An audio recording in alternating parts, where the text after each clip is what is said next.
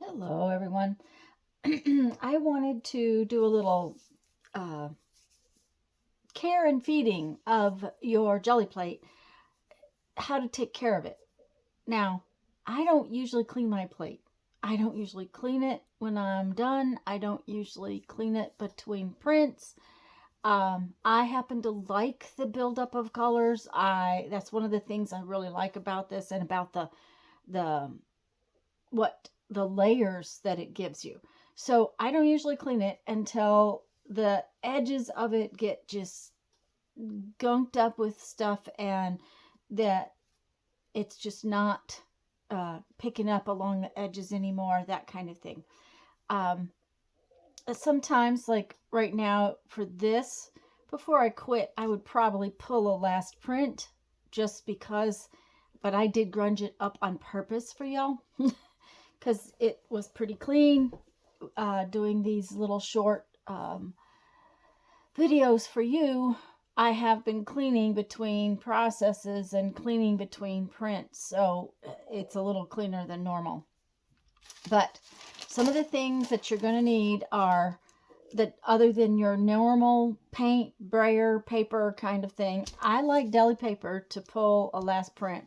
It seems to pull the print very, very well.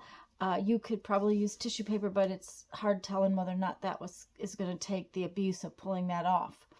Then I have mineral oil. Most baby oil is mineral oil. So that's why they say you could use baby oil. I don't like to use baby oil because it has a smell in it. It has a fragrance, which the mineral oil also was in the cupboard. So the other thing that you can use is hand sanitizer. This happens to be a spray one instead of, I think I've got a little, yeah. This is another kind of hand sanitizer. Baby wipes. In between processes, baby wipes work very, very well. I may use some of all these things today. The first thing I'm going to do is just to pull a print, to pull some of it off. Oh, I forgot one of the most important and my favorite tools to clean, and that is carpet tape. This is 2-inch double-sided clear carpet tape, and I really love it for cleaning up my plate, just because I'll show you what happens in a minute. Now, I am not cleaning the whole plate because I want some of the grunge so I can show you different things.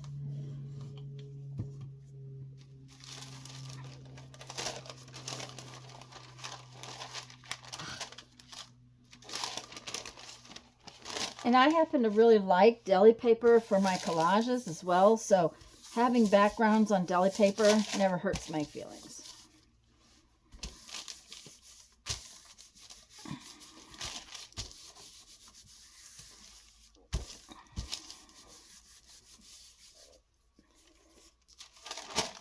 I'm just pulling a print. I got too much paint on there today.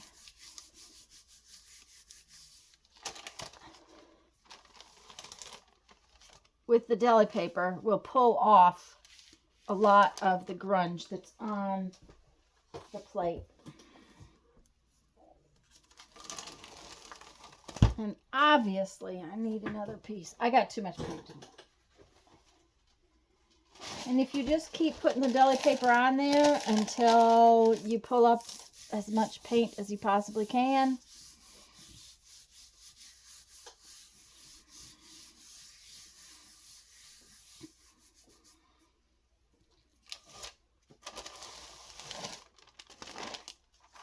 So you get some nice background papers pulling the grunge off your plate.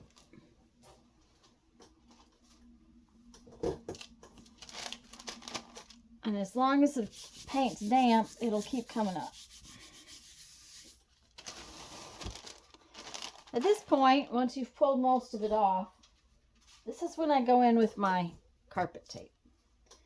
And I usually don't cut these pieces too long because they're hard to manage after the fact. It looks like other scissors are gone off. So, 8-10 inches. I like to use this tape in my collages as well, so it's really fun. Now see, one side is sticky, the other side's got that plastic. on it. And you pull a lot of paint off with the carpet tape. And I happen to like this method because I like using these pieces.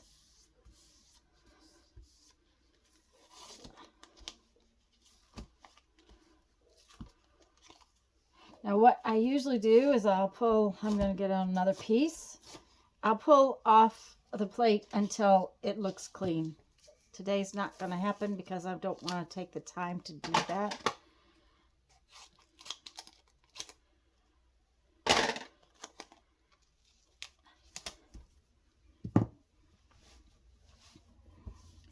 But I like to use these pieces in my art, so what I will do is later I'll coat this with Mod Podge or matte medium, whatever collage medium you use that's clear, and then it's ready to use in your collages.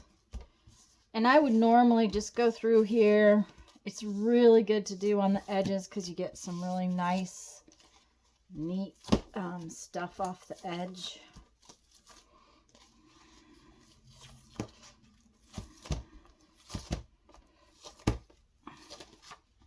Okay, now I normally would do that. I wouldn't go to these next steps, but I want to show them to you. I would take the time to do 3 or 4 more pieces of this, get the edges cleaned up, that kind of thing. But today, rather than taking time to do all that, I am going, come here, to get out a baby wipe. And I will show you that you can just wipe across your plate with the baby wipe.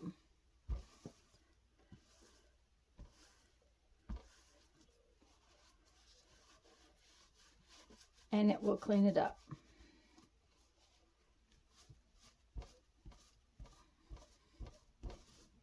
Now remember, you want to have a wet baby wipe. You don't want one that's dried out, because if it is, it'll stick to the plate. Ask me how I know that. Ha ha ha. If your baby wipe's dried out and your plate is dirty or sticky, it will definitely stick to the plate. So I just go through, if you need to, and clean it. I would have had it a lot cleaner than that before I started with the baby wipe. But if the baby wipe's not picking it all up, you can get some hand sanitizer. I just happen to have this one that was a spray, so it works real well.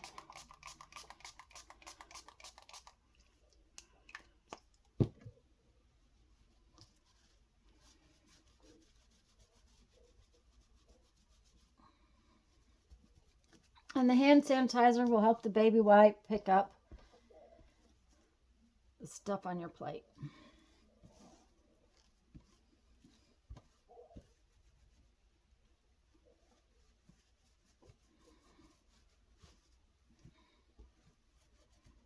Big thing is, before we go to the next step, you really kind of want to have this clean. So if I am cleaning it and I'm going to condition it, which is the next step, I do take the time to make sure that it's good and clean. I mean, it's never going to be perfect because I don't clean it all the time. But I'll probably do a couple of sprays of the hand sanitizer today just because I left it so grungy. Usually, it only gets grungy around the edges for me because of how I work, and I just keep pulling off the same backgrounds, that kind of thing.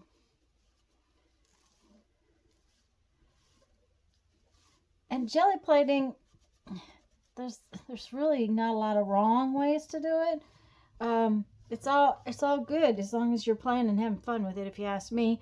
But one of the things you can do to hurt it is to scratch it with something sharp. And then it does dry out, especially if you've been cleaning it with hand sanitizer. So our next step is to condition it. And that's where the mineral oil comes in. And right now it's got a little bit of paper fuzz from the baby wipe, but that's all right. The mineral oil is kind of messy, and you want to put on a good coat. You want to slime it on there, and you will not believe how much mineral oil your plate will suck up eventually. Now, this plate's several years old. I use it a fair amount. I don't clean it very often with the sanitizer, so hopefully it doesn't dry out as much. But, oops, it's sliding. I try to get the mineral oil all the way out to the edges.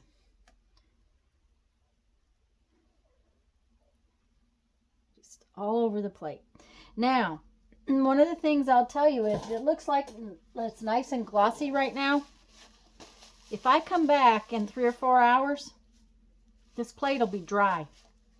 It might have a spot where the mineral oil was thicker than others, but it'll be dry.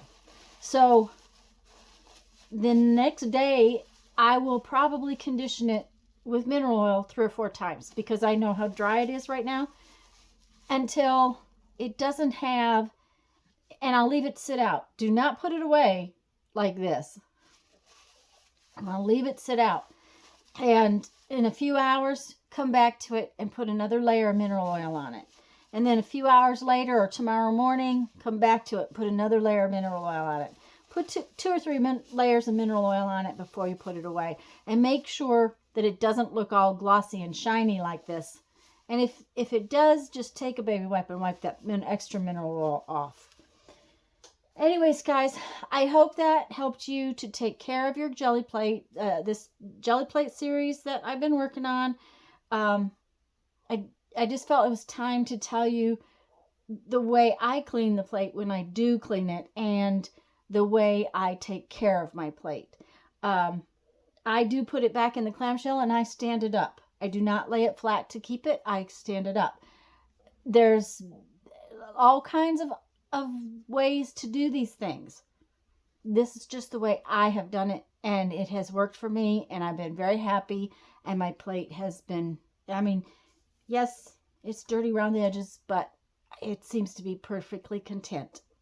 So, go have fun. Make some art. Bye-bye.